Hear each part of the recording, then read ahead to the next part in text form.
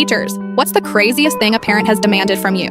I was just 3 weeks into my first year teaching 3rd grade when Mrs. Prescott marched into my classroom 15 minutes before dismissal. She wore a crisp business suit and carried a leather portfolio like it was a weapon. The children were finishing their science projects, paper-mache volcanoes that had taken us all week. "Ms. Wilson," she announced loudly, not caring that 27 8-year-olds turned to stare. "We need to discuss Connor's grades." I smiled professionally despite the interruption.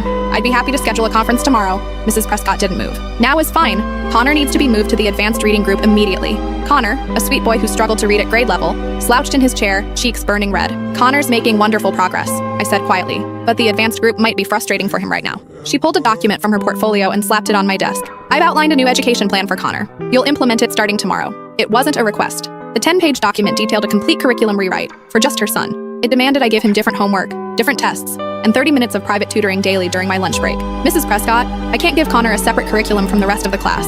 Her eyes narrowed. "My husband and I donate significantly to this school. Perhaps you don't understand how things work here." The classroom had gone silent. 27 pairs of eyes watched us, including Connor's, which were now filling with tears. "Let's discuss this privately," I suggested. "There's nothing to discuss.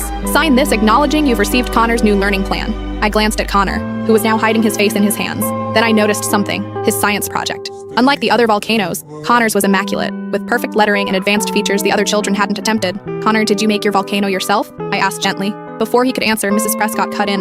"Of course I helped him. All parents help their children." "Actually," came a small voice from the back row, "Connor said his mom made him start over 4 times until it was perfect." Mrs. Prescott's face hardened. "Elizabeth, mind your own business." I knelt beside Connor's desk. "Connor, what book are you reading at home right now?" His eyes darted to his mother, then back to me. The one about the wizard boy," he whispered. "Harry Potter?" I asked. He nodded slightly. "What page are you on?" 12, he mumbled. "But Mom reads me the hard parts." Mrs. Prescott's phone began ringing. She answered immediately, turning away from us. "Yes, I'll be there. The meeting's running late." When she hung up, I stood my ground. "Mrs. Prescott, I believe Connor needs reading support, not advanced placement. I'd like to recommend—" "Unacceptable," she snapped, gathering her things. "I expect that plan implemented by tomorrow, or I'll take this to the principal, and the superintendent, and the school board." As she stormed toward the door, she called back.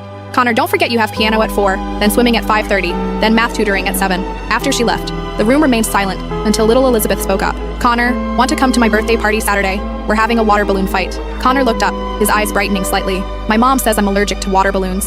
That evening, I stayed late preparing a detailed assessment of Connor's actual reading level, along with research-based interventions. When Mrs. Prescott arrived for drop-off the next morning, I handed her a folder. "Here's my plan for Connor." "I gave you my plan already," she said dismissively. "Mine includes Connor's input," I replied, "and documentation that will go to the school psychologist if you continue to push your son beyond his developmental capabilities."